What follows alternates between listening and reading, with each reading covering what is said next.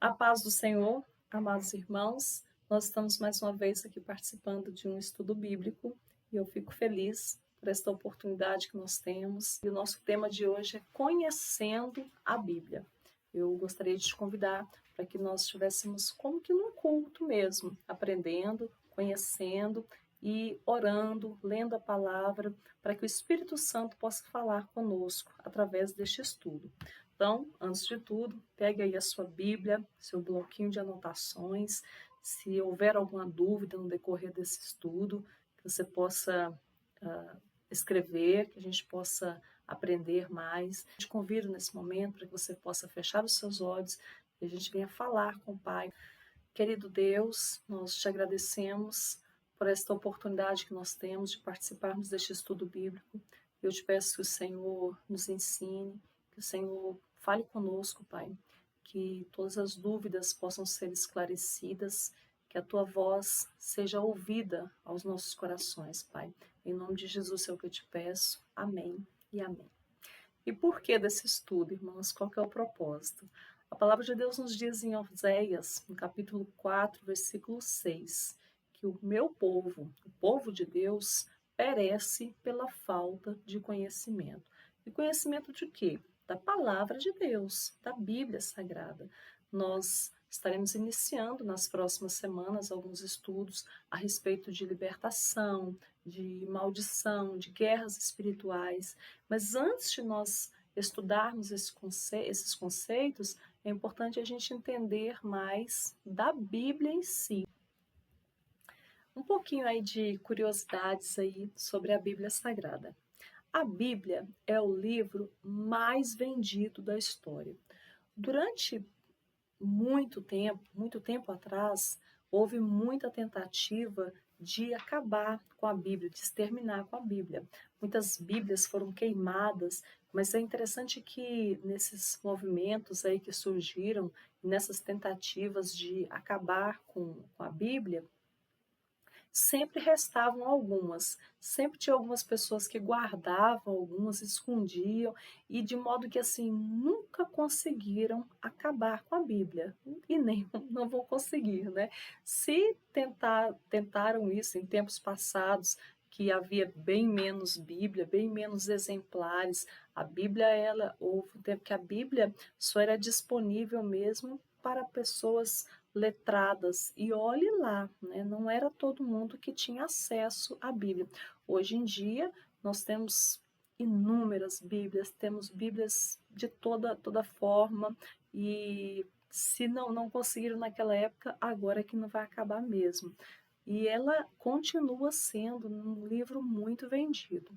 Esse termo Bíblia, ele vem do grego e significa livros. Então a Bíblia, ela é uma composição de vários livros. Esses livros foram escritos, quando eles foram escritos, com certeza as pessoas que estavam escrevendo esses relatos, elas talvez não tivessem a ideia de que depois ia ser tudo anexado, criado capítulos, versículos.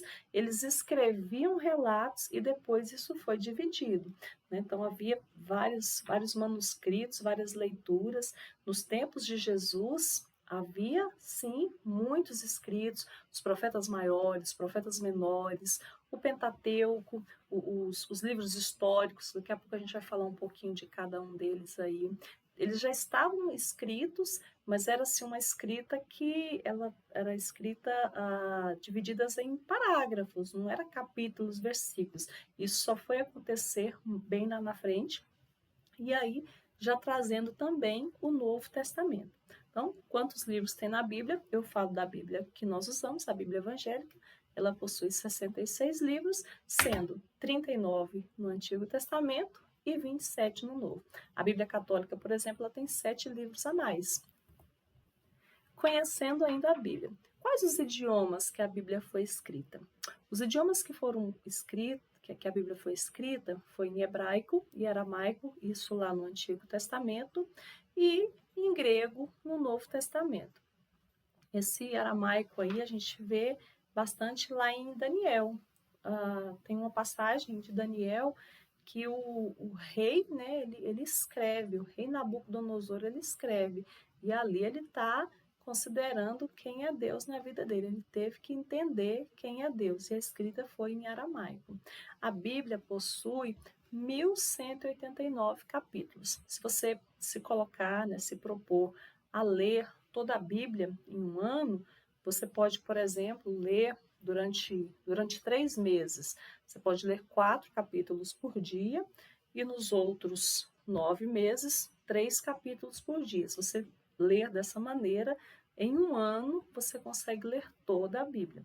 Você, será que é muita coisa, né? Firmar o compromisso de ler 3, 4 capítulos por dia. Você pode diminuir, por exemplo, para 2 capítulos por dia. Aí vai demorar um pouquinho mais, mas também vai ser uma leitura mais agradável, sem ser aquela pressão de ter que ler aquela quantidade por dia. O importante na leitura bíblica é que você tenha uma sequência. A Bíblia ela não está escrita, apresentada para nós numa ordem cronológica. Porém, a maneira como ela está apresentada dá sim para você ler toda a Bíblia e entender aonde que as passagens são ali colocadas. Porque há passagens bíblicas que, se ela fosse colocada dentro de uma cronologia, o livro seria enorme. E aí, o livro é menor, né? Aquela outra passagem que está dentro daquele tempo lá, ela foi colocada um pouquinho mais para frente. A gente vai entender um pouquinho melhor disso nos nossos próximos slides. Aí algumas curiosidades sobre o versículo mais curto, que também é um versículo muito bonito, que é lá de João, capítulo 11, versículo 35, que diz que Jesus chorou. É naquela passagem onde Marta e Maria se encontram com Jesus e elas choram porque Lázaro morreu, e Jesus, vendo, né, o sentimento delas, vendo o sofrimento delas, Jesus chorou. E de fato é muito bonita a passagem e o versículo curtinho e fala tantas coisas. Continua falando conosco, inclusive. O maior salmo, né, o Salmo 119, e ele tem 176 versículos. A gente não diz, né, que Salmos é capítulo, né? A gente diz Salmos 119, não se diz Salmos capítulo 23, Salmos capítulo 40, se diz Salmos 40, versículo 2, Salmos 119. O Salmo 119, inclusive, ele é um salmo que ele fala exatamente sobre a palavra de Deus, sobre o amor da palavra de Deus. E ele tem 176 versículos. É bem legal esse salmo, porque a construção dele é muito rica. Eu vou mostrar aqui para vocês esse alfabeto hebraico, porque esse alfabeto, ele nos mostra como que esse salmo foi construído. É um alfabeto que tem 22 letras, e cada uma dessas letras aqui do alfabeto hebraico, ela traz 8 versículos, né, um poema que traz 8 versículos começando por ela. No alfabeto hebraico, a gente começa a ler aqui da direita para a esquerda. Então, a primeira letra é o Aleph, depois é o Bet, é o Gimel, Dalet, Re, Vav, Zain, Shet, Tet e Yod. Eu até paro aqui nessa 10ª letra, né? 1, 2, 3, 4, 5, 10ª. A 10ª letra, que é o Yod, que é a menor letra do alfabeto hebraico. Se você observar as outras, todas as outras elas começam aqui embaixo, né? Vai até lá em cima, elas são bem construídas, e o Yod parece uma vírgulazinha, é a menorzinha dessas letras. É a 10ª letra, e Jesus fala sobre essa letra na palavra dele. Mas antes até da gente falar dessa letra, ainda sobre Salmo 119, pelo fato dele ter 176 versículos, é que cada uma dessas letras é como se fosse assim no nosso alfabeto. O nosso começa com A, né? Depois tem o B, depois tem o C. Aí aqui no A teria 8 versículos. E aí ele sempre começa com a letra. Aí é como se fosse assim, ó, amo o Senhor, tal, tal, tal, e aí tem todos os outros versículos. Lá na letra B, ele também começa com B, como se fosse assim, bem-aventurado. É um exemplo, tá? Porque no alfabeto hebraico, essas letras aqui, quando trouxe para o nosso português, não, não teve como utilizar os mesmos termos, né? Perde muito na hora da tradução, perde o sentido. Mas a construção desse Salmo 119 é dessa forma. Cada letra ela vai ter 8 versículos e sempre o primeiro versículo ele vai começar com a letra em si, né? Na C, na D, na E. E aqui no caso, o primeiro versículo com Aleph, começa com Aleph, o nono versículo, no caso, né, com Bet, depois 9 mais 8, aí vai ter o Gimel, e assim sucessivamente até a última letra do alfabeto, que é o Tav. Então começa com Aleph e termina com Tav. Aí talvez alguém diga, nossa, mas eu ouço falar que Deus é o Alfa e o Ômega. O alfa e o ômega já são termos gregos, já é do alfabeto grego. Esse aqui é o alfabeto hebraico, o alfabeto do povo lá mesmo dos tempos do Antigo Testamento, era o que mais falava. Já no Novo Testamento já se falava o grego e até Israel é um lugar onde as pessoas falam essas línguas mais antigas, e eles também, né, já têm uma facilidade para falar o inglês e tantas outras línguas. É diferente do nosso país, por exemplo, que normalmente a gente fala português, quanto muito está falando inglês. Lá não, lá já é assim um negócio que é natural eles terem esse conhecimento das línguas. E aí, sobre essa letrinha iod, né, que é a 10ª letra do alfabeto, a palavra nos diz, lá em Mateus, no capítulo 5, 18, sobre essa letra. Se você quiser abrir aí a sua Bíblia, olha que interessante. É justamente quando Jesus está falando sobre cumprir a lei. E ele diz assim, ó, digo-lhes a verdade, enquanto existirem céus e terra, de forma alguma desaparecerá da lei, a menor letra, que é essa aqui, ó, iod, ou o menor traço, até que tudo se cumpra. Essa aqui é a versão NVI. Eu gosto muito dessa versão corrigida. Para mim, essa é a Bíblia que eu mais uso, é a versão corrigida, que ela vai dizer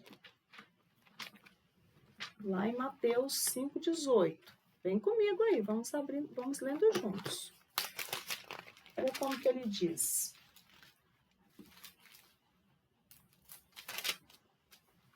Porque em verdade vos digo que até o céu e a terra passem, nem um jota ou um tio, jota, mas não tem jota no alfabeto hebraico. Só que jota é também a 10ª letra do nosso alfabeto. A, B, C, D, E, F, G, H, I, J. Então, quando foi escrito aqui, né, nessa versão corrigida, é para que a gente entendesse que a 10ª letra do nosso alfabeto, se fosse tirada, né, não poderia tirar. Para um leitor entender melhor isso aqui, era bom se ele entendesse um pouquinho do hebraico, né? Entender que essa letrinha, essa 10ª letra do hebraico, é a menor letra. Para nós, talvez fique um pouquinho mais complexo quando fala de J, porque o J para a gente é importante. Mas se falasse assim, um H, por exemplo, se você escreve uma palavra que ela começa com H e você tira o H, ela continua tendo o mesmo som, né? Por exemplo, a palavra hotel. Hotel se escreve com H.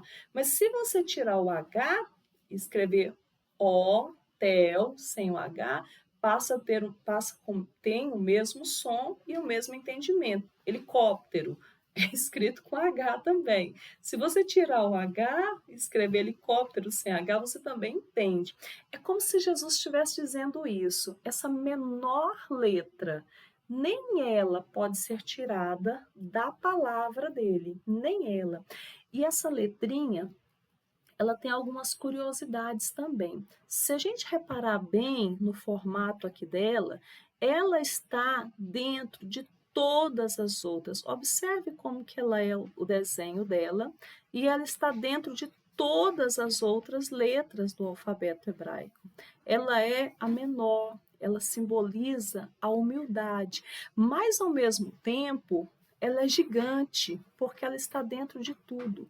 É a letrinha que ela tem ela se volta para Deus, Jesus pela sua humildade e Deus como Deus pela sua grandeza que está em tudo. Então, essa letrinha, ela não pode ser tirada, assim como nenhum detalhe da palavra de Deus pode ser retirado, como também não pode ser aumentado. Daí, quando a gente diz isso, a gente começa a ver a importância de nós falarmos da palavra de Deus e estudarmos a palavra de Deus. Conhecer a palavra de Deus é você assim ser desejoso, ser desejosa de estudar mesmo, de ir atrás, de ter curiosidades sobre as coisas relacionadas a Deus. Então tá aí uma curiosidade aí do Salmo 119, o motivo dele ser tão grande. É um poema, é muito bonito, e o Salmo 119 fala exatamente da palavra de Deus. Esse tipo de poema também a gente vê lá em Lamentações de Jeremias, onde Jeremias utiliza as letras do alfabeto hebraico e constrói ali um poema. Como a Bíblia foi composta? A Bíblia, então, é dividida em Antigo e Novo Testamento. Essa parte acredito que seja bem tranquilo para todos. No Antigo Testamento existem 6 divisões e no Novo Testamento também 6 divisões. Como é que a gente pode entender melhor isso aí? Lá no Antigo Testamento, a gente tem a primeira parte, que é o Pentateuco. Quando nós falamos Pentateuco, esse nome ele já nos sugere algo que é 5.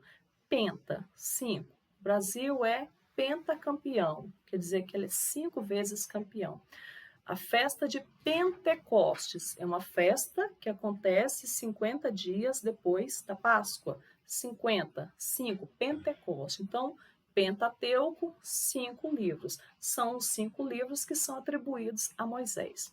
Depois do Pentateuco, a gente tem os livros históricos. Depois dos livros históricos, os poéticos. Depois nós temos os profetas maiores e os profetas menores.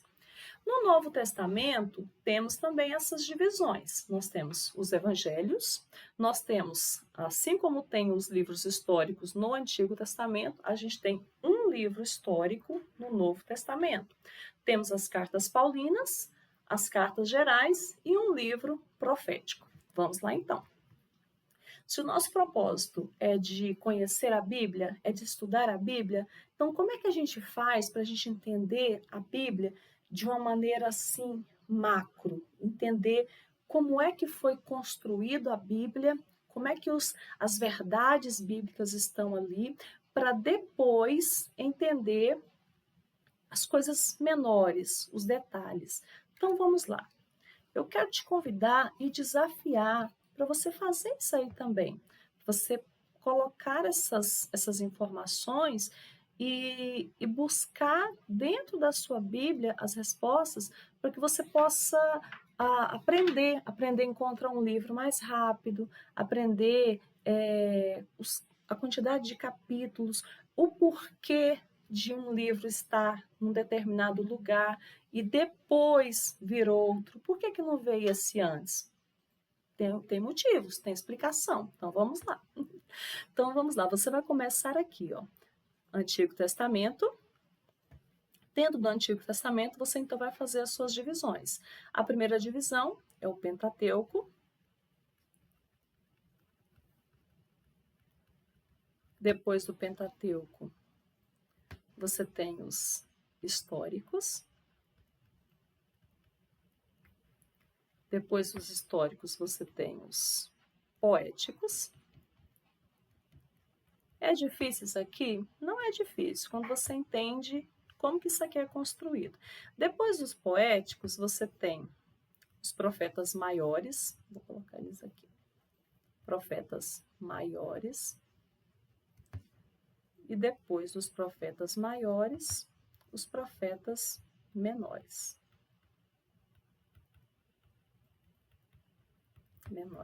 Então, vamos lá. No Pentateuco, nós temos 5 livros. Então, você vai marcar aí 1, 2, 3, 4, 5. Os livros históricos, nós temos 12 números. A Bíblia fala muito do número 12, né? Então não é difícil você lembrar que os históricos são 12 números. 6, 7, 8, 9, 10, 11, 12. Depois nós temos os poéticos. Depois nós temos os poéticos, que não está difícil também, porque também são 5. Ó, os Pentateucos 5, poéticos 5 também. 1, 2, 3. Depois os profetas maiores, que legal, 5 também. E os profetas menores, quantos será? 12 também. Olha que bom, ó. Não é difícil, 1, 2. Difícil é saber quem é quem, né? 3, 4, 5, 6, 7, 8. Eita. 9, 10, 11 e 12. Essa aqui é a nossa Bíblia. Aqui tem os 39 livros do Antigo Testamento. Como é que a gente sabe os livros? Como é que eles foram colocados? Bom, o Pentateuco nós já sabemos facilmente quem é o nosso primeiro livro, né? É Gênesis.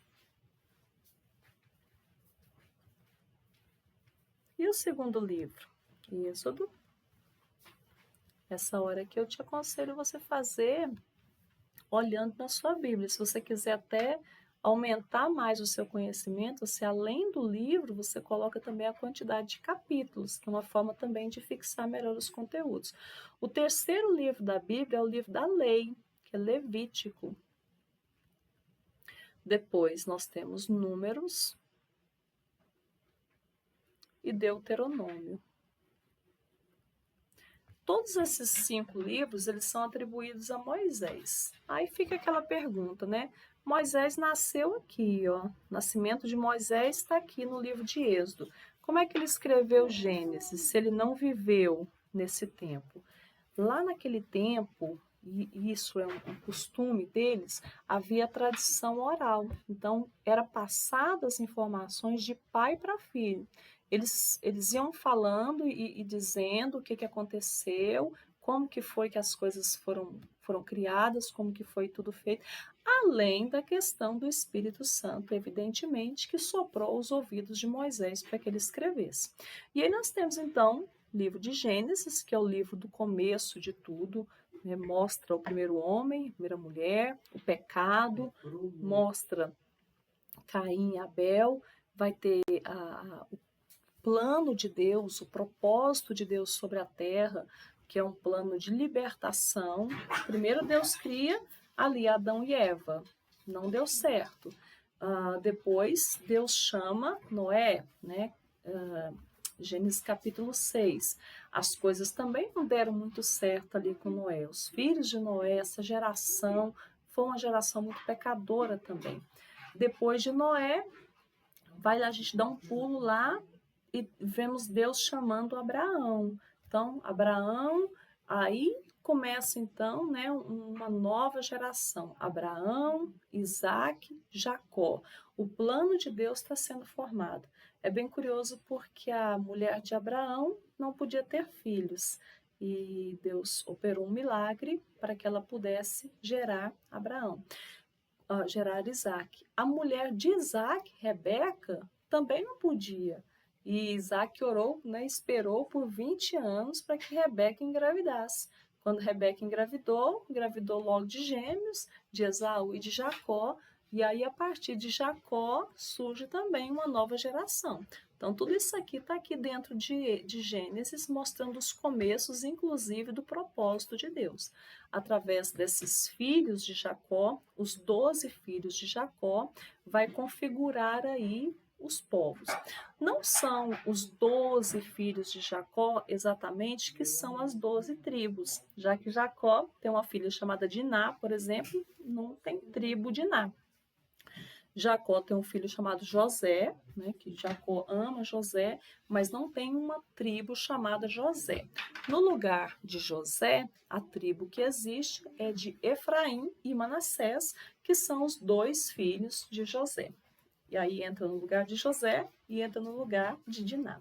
Então, através desses filhos aí de Jacó, né, dessas gerações, criando aí essas 12 tribos, a gente vai entrar no livro de Êxodo. Êxodo é esse momento que Jacó e seus filhos vão para o Egito. Nesse momento aí o faraó é um faraó amigo, que gosta muito de José, mas depois da morte de José, os anos foram passando, veio outro faraó que não conhecia José e aí começou a perseguir esse povo de Deus, esse povo, né, chamado ora de Hebreus, ora de Israel. Hebreus relacionado a Abraão e Israel relacionado a Jacó. Jacó que teve o seu nome mudado para Israel. Até falando aí de Jacó e lembrando também da letrinha lá do iode, na escrita do nome Jacó, mudando para Israel, todas as letras mudaram, com exceção de uma letra. A única letra que permaneceu foi aquela menorzinha, o iode. Engraçado, né? E aí, com Israel, né, com esse Jacó, que teve o seu nome mudado para Israel, nós vemos o povo de Israel sendo castigado e sofrendo por 430 anos. Não foi um negócio assim rápido, demorou muito, sofreram muito. Até que nasce, então, Moisés, e aí outro momento aí que Deus está mostrando mais uma pessoa que ele vai usar no seu plano, no seu projeto de libertação. Moisés nasce da linhagem de Levi, Moisés é um levita, e Moisés tem 3 fases da vida dele que são bem interessantes. Primeiro, Moisés vai para o palácio, e ele fica ali no palácio, e ele vive lá até os seus 40 anos. Ele vivendo no palácio, ele experimentou do bom e do melhor, mas o seu coração não era um coração feliz, porque ele nunca deixou seu povo. Embora ele estivesse lá no palácio, mas Moisés tinha um coração voltado para o seu povo. Aos 40 anos, Moisés sai do palácio devido a um assassinato, ele matou uma pessoa, teve que fugir e vai para onde? Vai lá para o deserto de Midian. No deserto de Midian, Moisés fica mais 40 anos. Então, 40 anos na primeira fase, mais 40 anos vivendo no deserto. Ele sai do palácio e vai para o deserto, vai cuidar de ovelhas, vai cuidar de animais, e ali ele fica mais 40 anos, até que aos 80 anos de idade, né, talvez para alguns possa parecer muito, mas 80 anos foi quando Deus se apresentou a ele ali na sarça ardente. E Deus então disse para ele: olha, eu gostaria que você voltasse, eu quero que você volte para o Egito para libertar o meu povo. Moisés com certeza se assustou muito daquilo, porque ele já tinha saído fugido de lá e agora voltar e voltar com essa missão, né, de libertar as pessoas, libertar o povo. Deus usa então Moisés, acontece todas aquelas pragas, todas aquelas dificuldades. Nós vemos o povo participando da Páscoa, desse momento tão especial, que tem também uma representatividade muito grande no Antigo Testamento e no Novo Testamento, enquanto que no Antigo Testamento a Páscoa ela vai nos mostrar essa libertação, esse início dessa libertação, essa passagem. Lá no Novo Testamento, a Páscoa também vai nos mostrar um novo momento de libertação, de passagem, passando de uma parte para outra, através da morte de Jesus. Se no Antigo Testamento quem morreu foi um cordeiro, um animal. No Novo Testamento, quem morreu na Páscoa foi Jesus. Então vamos lá. Acontece todos esses momentos aí maravilhosos, passa-se, né, atravessa o Mar Vermelho e o povo novamente vai para o deserto. Se Deus dissesse para Moisés: olha, Moisés, você passou seus primeiros 40 anos lá no palácio, depois você passou os seus outros 40 anos no deserto e agora você vai passar mais 40 anos no deserto.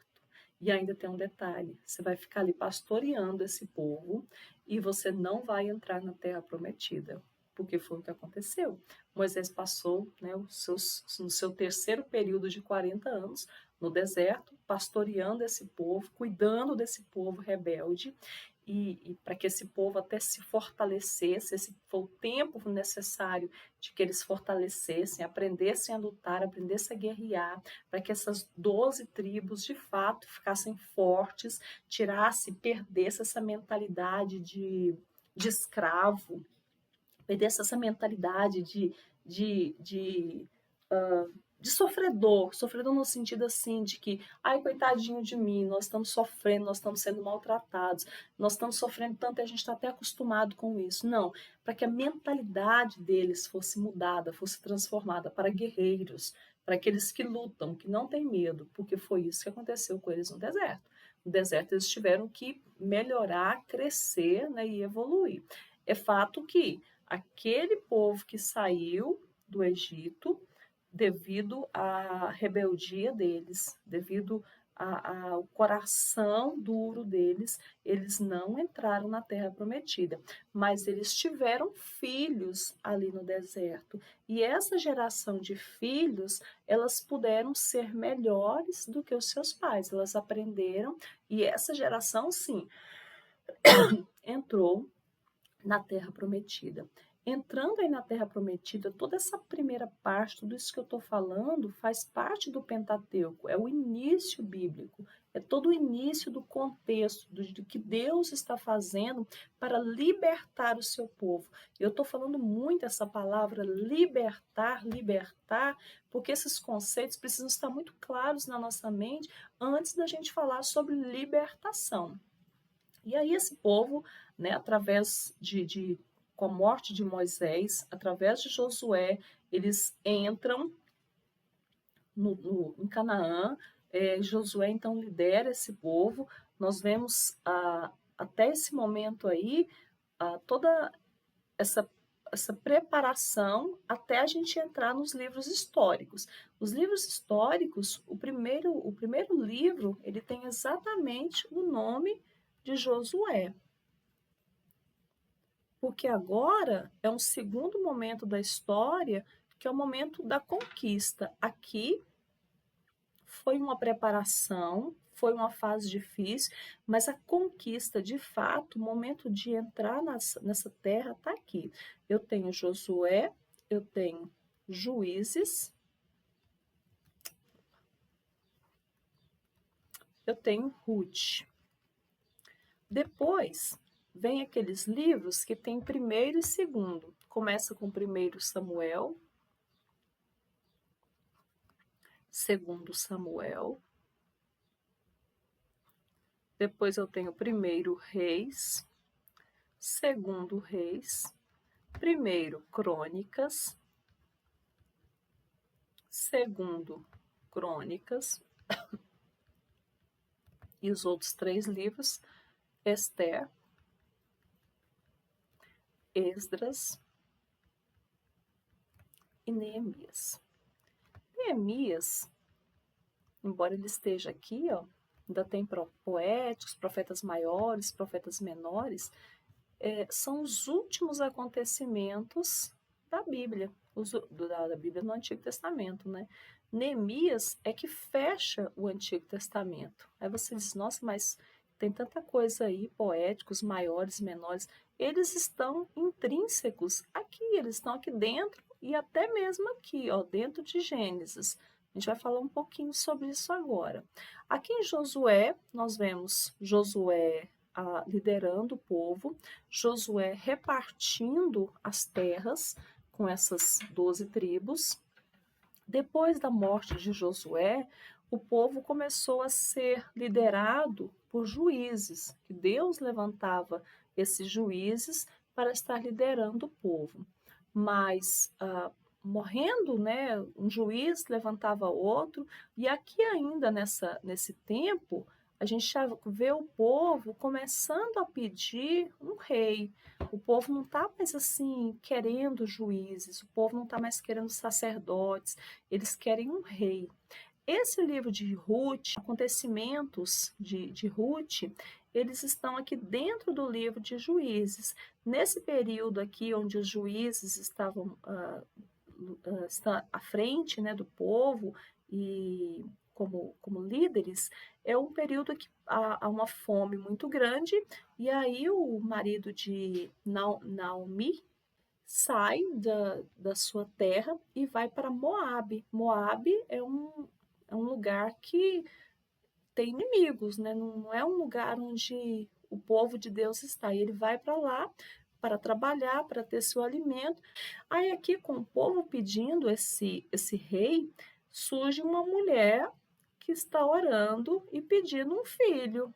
O nome dela é Ana, e ela diz: Olha, eu tenho tanta vontade de ter um filho que quando eu tiver, eu quero dar esse filho ao Senhor. E esse menino que nasce, que é Samuel, seu, e foi então entregue lá no templo.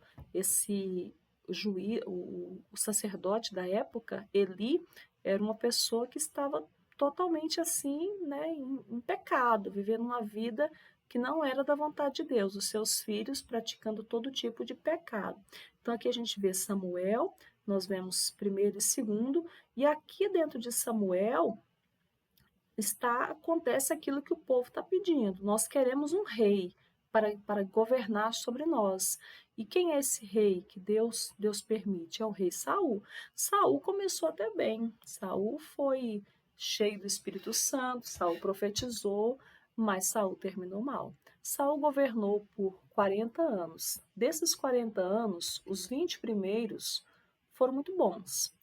Aí, nesse momento aqui dos 20, foi que Saul perdeu o controle e, na tentativa de agradar o povo, desagradou a Deus. Foi quando Deus, então, escolheu Davi.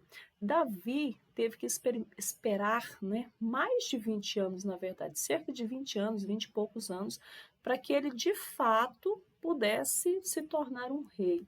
É curioso que às vezes a gente pensa que porque Deus está ungindo alguém, imediatamente aquilo acontece. E não é bem assim, o tempo de Deus é diferente.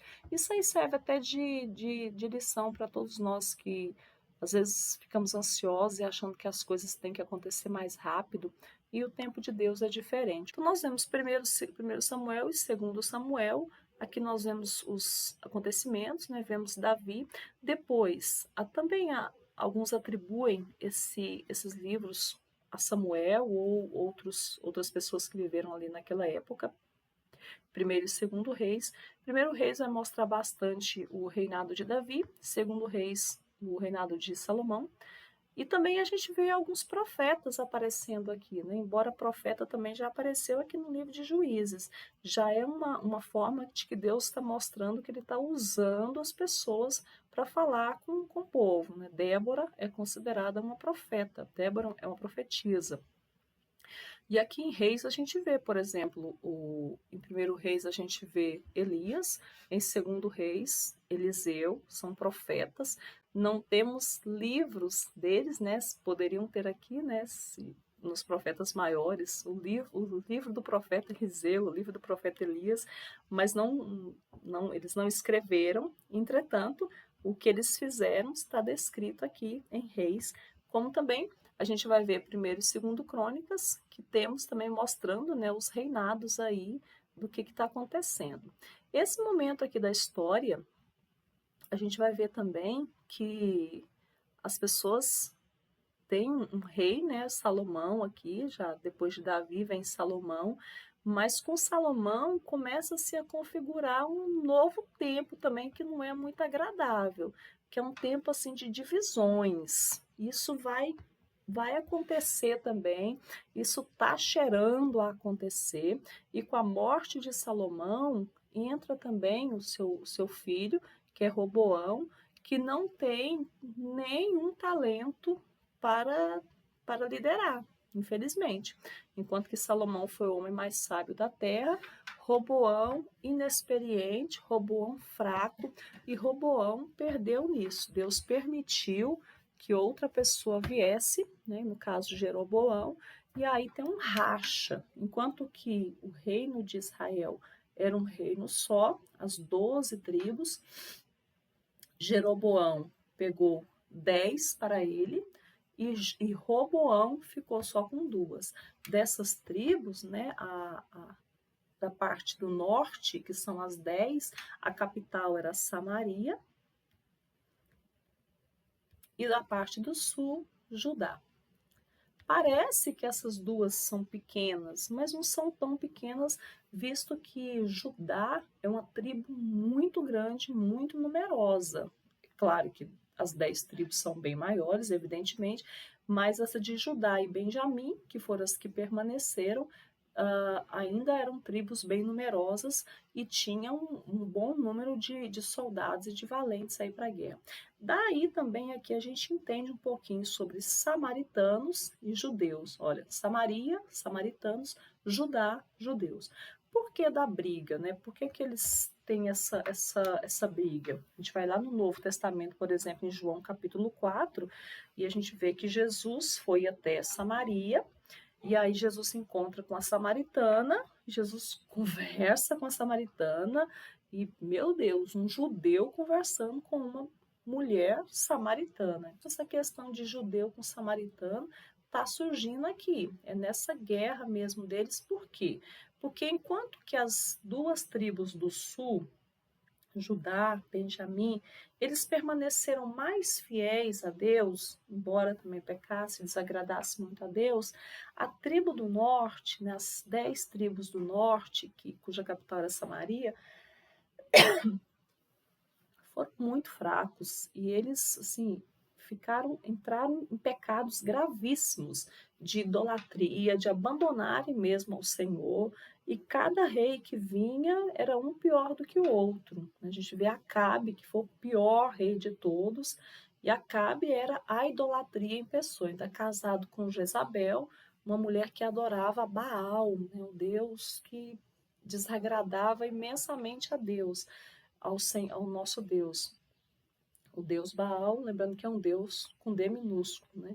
E aí a gente vê essa tribo do norte indo só para o buraco.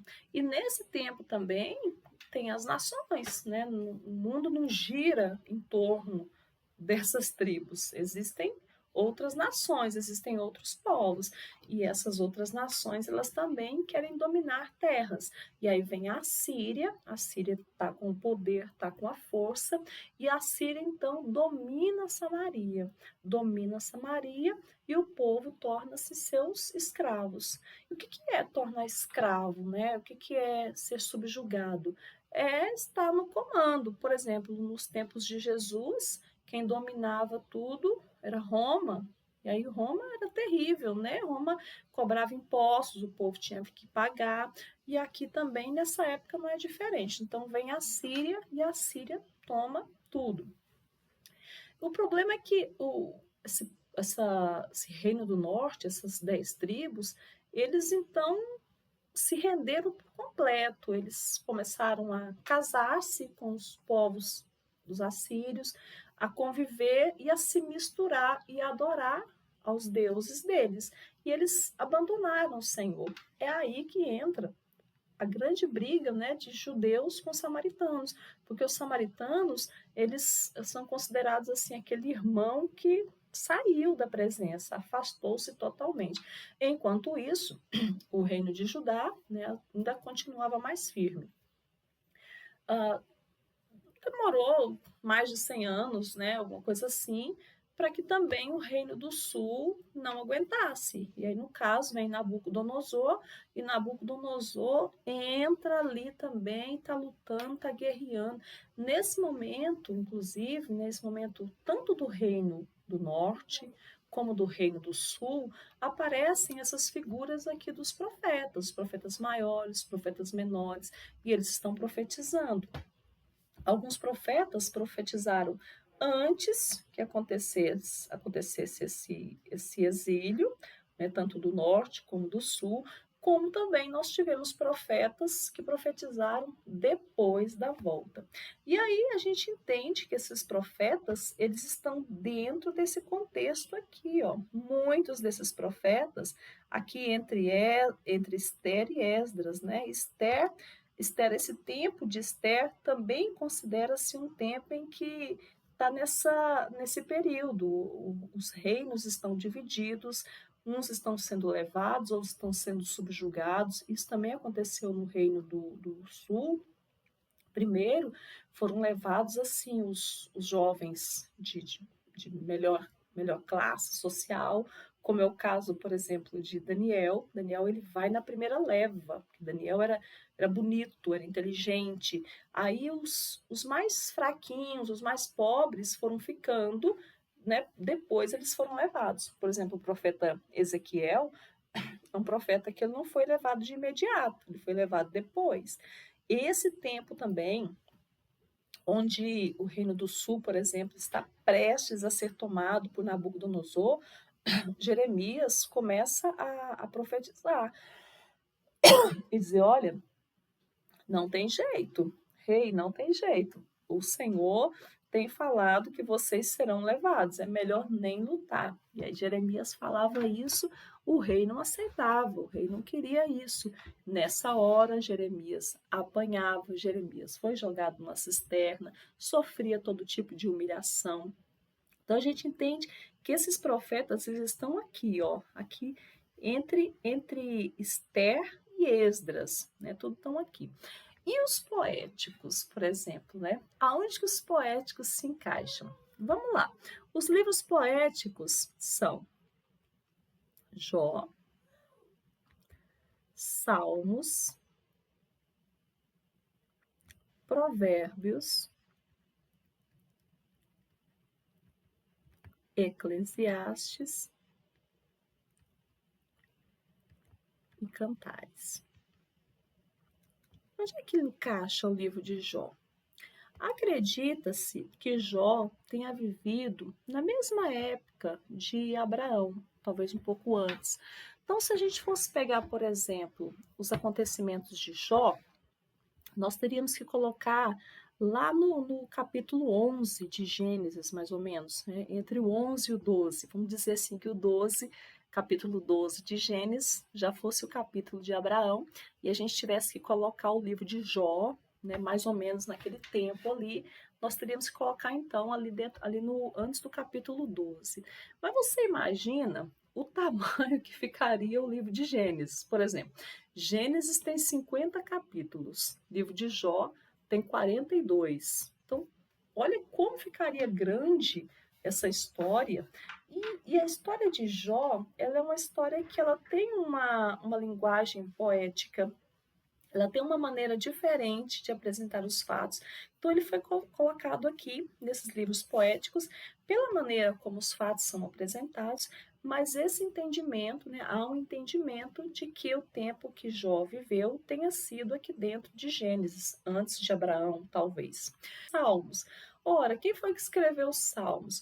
A grande maioria dos salmos foram escritos por Davi. Muitos dos salmos escritos por Davi também estão aqui dentro de Reis, né? Como a maneira como Davi se expressava.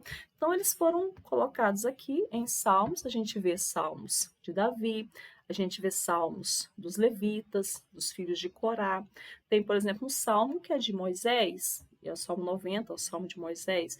Então, todos os salmos foram encaixados ali. Tem um salmo, por exemplo, que é um salmo de Salomão, está ali dentro de salmos. E aí, outros salmos que não têm autores, que não se sabe quem são. Provérbios, Eclesiastes e Cantares são atribuídos a Salomão.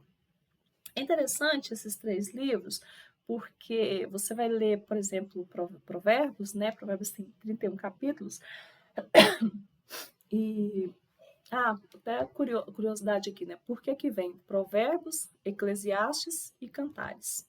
Geralmente, a colocação dos livros, eles são do que tem mais capítulos para os que têm menos. Então, Provérbios tem 31, Eclesiastes, se não me engano, tem 12, e Cantares tem bem menos, acho que 4 ou 5, não sei exatamente agora o número, mas tem bem menos do que Eclesiastes. Mas o momento em que eles foram escritos é diferente. Por exemplo, Cantares, considera-se essa escrita de Cantares quando Salomão era um jovem, bem novo, né? Então mostra toda a paixão de Salomão ali pela sua Sulamita, todo aquele amor que ele sente por ela, a maneira dele escrever, a maneira dele se apresentar à amada, coisa de um jovem apaixonado. Aí você vai ver, por exemplo, Eclesiastes, meu Deus do céu, errou do Salomão. O livro de Eclesiastes tem horas que você vai ler, você fala, gente, Salomão está muito desesperançado. Salomão está muito cansado da vida, porque é o que aparenta mesmo, né? Parece que Salomão está bem cansado. Salomão perdeu assim a alegria, mas não é, porque quando a gente lê Eclesiastes, a gente entende um Salomão de mais idade e que já errou tanto, a gente considera uma pessoa bem mais madura, que ele já passa a observar outras coisas. Ele fala assim: para quê?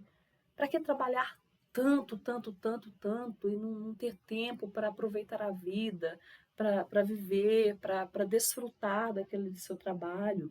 Ou para que ficar correndo atrás do vento? Ou para que fazer desse jeito? Para que fazer daquele outro? E aí você pega uma pessoa com tanta sabedoria e outra tão tola. Vai discutir? O sábio vai discutir com o tolo? E aí você começa a observar Eclesiastes. É bom ler Eclesiastes depois que a gente lê Provérbios, porque Provérbios ele está exaltando a sabedoria. Eu amo os que de madrugada me buscam, porque eles vão me encontrar. Encontrar quem? A sabedoria que está falando isso. Se você buscar a sabedoria, você vai encontrar. Então, Salomão, ele exalta, ele fala da alegria de ser sábio.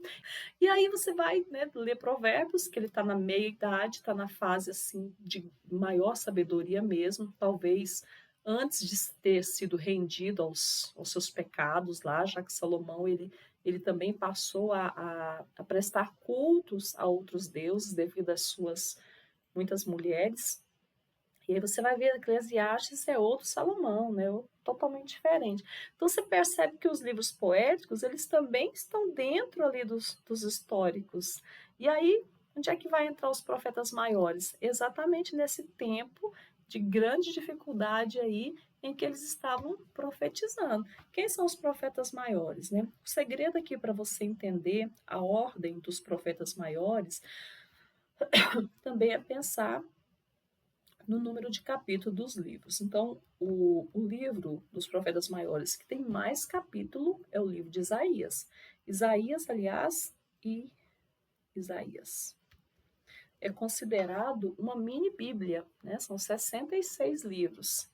E aí, alguns dizem que os primeiros 39 livros de Isaías parecem estar relacionados, é como se fossem relacionados ao Isaías, ao Antigo Testamento, e os outros 27 é como se fosse relacionado ao Novo Testamento. É uma maneira aí de analisar, mas o fato é que Isaías tem 66 capítulos. Depois de Isaías, o próximo livro que tem também um grande número de capítulos é Jeremias. Aí depois ele diz, nossa, mas então o terceiro deveria ser Ezequiel. Não, é que Jeremias, ele escreveu também um livro chamado Lamentações de Jeremias. Lamentações de Jeremias é como se fosse uma, continuação de Jeremias. Por isso que ele está, Lamentações, Por isso que ele vem logo depois de Jeremias, e não aqui no finalzinho, é porque ele é atribuído a Jeremias. Depois de Lamentações, Ezequiel, que também é um livro grande, e por último, Daniel.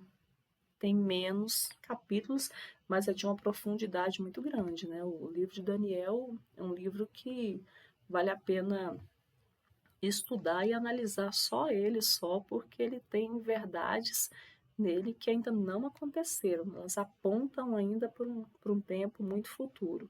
E aí, nos profetas menores, a grande dificuldade aqui nos profetas menores é entender a ordem que eles estão, mas você pode ir tentando e se aperfeiçoando cada dia mais e mais. O primeiro é Oséias. Oséias profetizou no Reino do Norte e a maneira como Deus usou Oséias é muito interessante, porque Oséias casou-se com uma mulher que era infiel a ele. E essa infidelidade dela, ela representa exatamente a nação, exatamente o povo de Deus, né? Toda essa infidelidade dela, ela ia embora e Oséias perdoava, é uma representação de todo esse sofrimento aí. Depois de Oséias, vem aquele profeta que profetizou sobre o Espírito Santo, Joel. Depois de Joel, a gente vê um profeta que é boiadeiro, Amós. Tem dois livros, dois profetas que começam com A. É o Amós e o Ageu. O Ageu, ele está aqui, ó. No 10º livro. Depois de Ageu vem Zacarias. E depois de Zacarias, o último livro do Antigo Testamento é o profeta Malaquias. Esses três últimos profetas, Ageu, Zacarias e Malaquias, foram profetas que profetizaram depois que o Reino do Sul, depois que Judá voltou da Babilônia. Essa volta, ela começa aqui no livro de Esdras e ela vem até Neemias.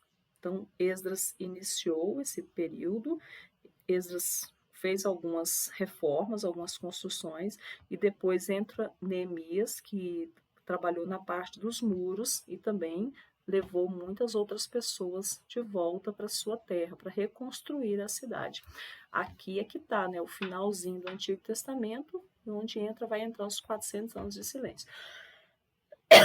Depois aqui, Oséias, Joel, Amós, a gente vai ver os livros de Jonas,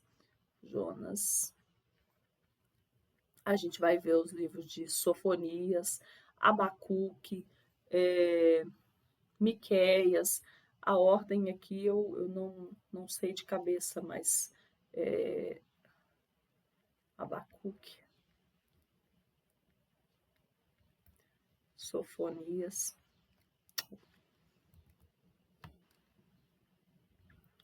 Isso aí você vai fazer, Sofonias. Vai descobrir aqui onde é que está essa ordem. Isso aqui é todo o propósito de Deus no Antigo Testamento. Você percebe que no plano de Deus ele usa pessoas para libertar o seu povo. E essas pessoas, elas tiveram o seu papel, teve a sua importância, mas não conseguiram, assim, por completo, operar aquilo que Deus queria.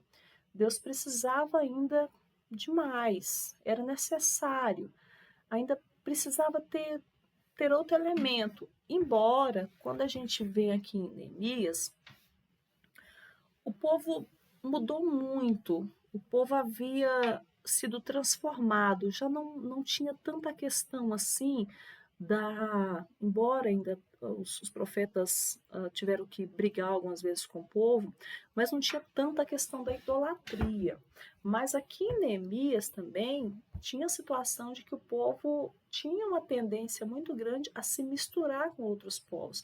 A gente vê, por exemplo, também aqui até o profeta Ageu profetizando e alertando o povo para que eles se preocupassem reconstruir, né, a sua cidade, reconstruir o templo, parar um pouco de olhar somente para as coisas que eles estavam vivendo ali e passar a olhar para as coisas de Deus, porque eles não estavam prosperando, porque eles não estavam cuidando das coisas de Deus. A gente vai ver Ageu falando isso, a gente vai ver Malaquias falando isso, Zacarias também está profetizando ao povo, e Zacarias vai falar, inclusive, né, mas que vai acontecer, tem algo aí para acontecer mais na frente que está sendo preparado, que já é um prenúncio a respeito de Jesus, que é o Novo Testamento.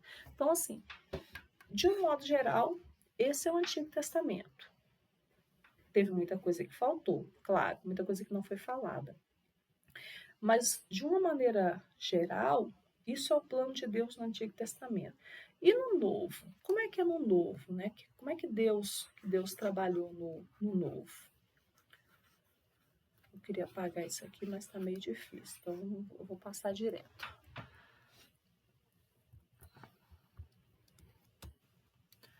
No Novo Testamento. No Novo Testamento, a divisão, ela é também 6 divisões. Nós temos os evangelhos, que são quatro livros, 4 evangelhos: Mateus, Marcos, Lucas e João. Depois nós temos um livro histórico, que é o livro de Atos. É o livro que mostra como é que a igreja iniciou, como é que foi o começo daí da igreja e também da perseguição, nesse quesito perseguição entre as cartas paulinas, que são 13 cartas. E é legal também essa disposição das cartas paulinas, porque elas também elas são colocadas do maior para o menor. Então, o primeiro livro, a primeira carta, é a carta aos Romanos. Por que os romanos? Né? Os romanos é o povo que está dominando aí nessa época, e aí Paulo escreve a eles, aos romanos. Depois a gente vê primeiro aos coríntios, segunda aos coríntios, depois Gálatas, depois Efésios, Colossenses, Filipenses, 1, 2, 3, 4, 5, 6, 7, 8, 9, 10, 11, 12, 13.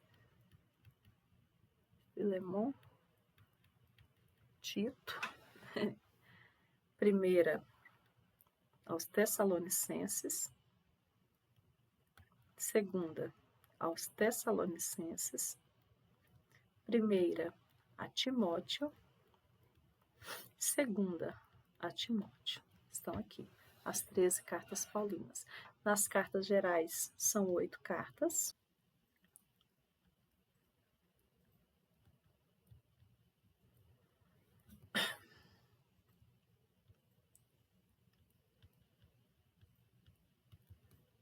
Judas, terceira João, segunda João, primeira João, segunda Pedro, primeira Pedro, Hebreus, Tiago. Tá aqui as 8 cartas gerais. Hebreus, Tiago, 1 Pedro, 2 Pedro, 1 João, 2 João, 3 João, Judas. E por último, o livro profético, que é Apocalipse. Você observa Jesus nascendo, manifestando o poder dele, fazendo o que ele tinha que fazer, o seu chamado.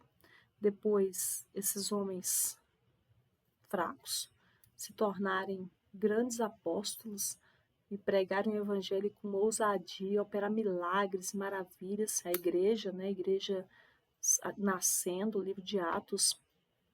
A gente olha dentro ainda do livro de Atos o chamado de Paulo, um homem que, que é entendedor da lei, que defende a lei. De repente ele virou, transformou de perseguidor, ele passou a ser perseguido. Ele então começa a pregar a palavra e ele escreve essas cartas paulinas às cidades para falar de Jesus, para criar igrejas. E a gente chega no livro profético, que nós vemos o que está acontecendo com aquelas igrejas lá. A gente vê as 7 igrejas e as coisas que ainda virão. Então, o livro profético, o livro de Apocalipse, as coisas ainda vão acontecer. Aqui a gente olha então o propósito de Deus, a gente vê como é que Deus ele se apresenta na Bíblia, como é que as coisas acontecem.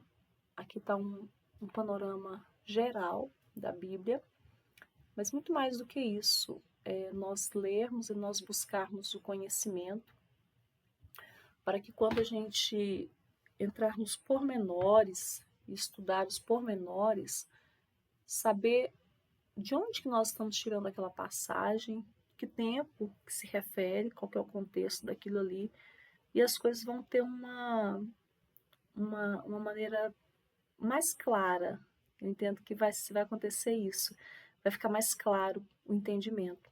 Então, é o que nós, então é isso que nós precisamos entender, e que Deus venha nos abençoar, nos direcionar para a gente estudar mais e aprender mais, em nome de Jesus. Fiquem todos na paz do Senhor, Deus abençoe a todos e nos vemos para a nossa continuação, assim, Deus permitindo, entrando então em libertação e todos esses outros assuntos. Beijo no coração de todos, fiquem com Deus.